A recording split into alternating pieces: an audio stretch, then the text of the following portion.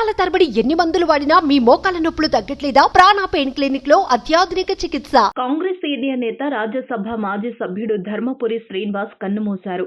హైదరాబాద్లోని తన నివాసంలో తెల్లవారుజామున 3 గంటలకు ఆయన తుది శ్వాస విడిచారు.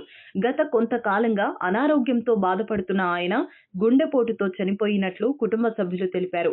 డి. శ్రీనివాస్ ఉమ్మడి ఆంధ్రప్రదేశ్లో మంత్రిగా, ఎంపీగా, పీసీసీ అధ్యక్షుడిగా పనిచేశారు.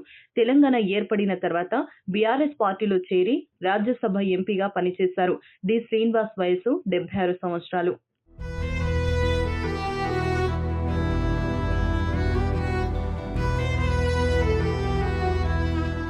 ధర్మపురి శ్రీనివాస్ 1948 సెప్టెంబర్ 27న నిజామాబాద్లో జన్మించారు. తెలంగాణ రాష్ట్రంలోని హైదరాబాద్లోని నిజాం కళాశాలలో గ్రాడ్యుయేషన్ పూర్తి చేశారు.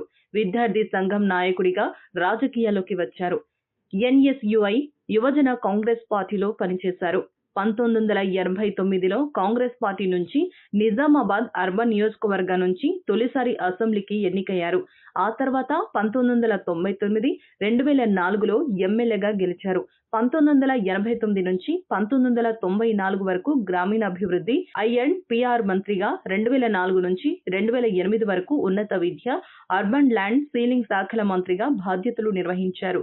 2004, 2009 ఎన్నికల సమయంలో పీసీసీ అధ్యక్షునిగా ఉన్నారు. 2004లో తెరాసతో కాంగ్రెస్ పొత్తులో క్రియాశీలక పాత్ర పోషించారు. కాంగ్రెస్ పార్టీ అధికారంలోకి రావడంలో వైఎస్తో కలిసి పనిచేశారు. 2013 నుంచి 2015 శాసనమండలి సభ్యునిగా కొనసాగారు. తెలంగాణ రాష్ట్ర ఆవిర్భావం అనంతరం శాసనమండలి విపక్ష నేతగా ఉన్నారు. అయితే రెండోసారి ఎమ్మెల్సీగా అవకాశం రాకపోవడంతో కాంగ్రెస్ పార్టీ అధిష్టానంపై అసంతృప్తి వ్యక్తం చేశారు. 2015లో బీఆర్ఎస్లో చేరిన డిఎస్ రాజ్యసభ సభ్యుడిగా ఎన్నికయ్యారు. ఆ తర్వాత మళ్లీ శ్రీనివాస్ కాంగ్రెస్ పార్టీలో చేరారు. డిఎస్కు 2 కుమారులున్నారు. డి. శ్రీనివాస్ చిన్న కుమారుడు ధర్మపురి అరవింద్ నిజామాబాద్ ఎంపీగా ఉన్నారు. పెద్ద కుమారుడు సంజయ్ గతంలో నిజామాబాద్ మేయర్గా పనిచేశారు.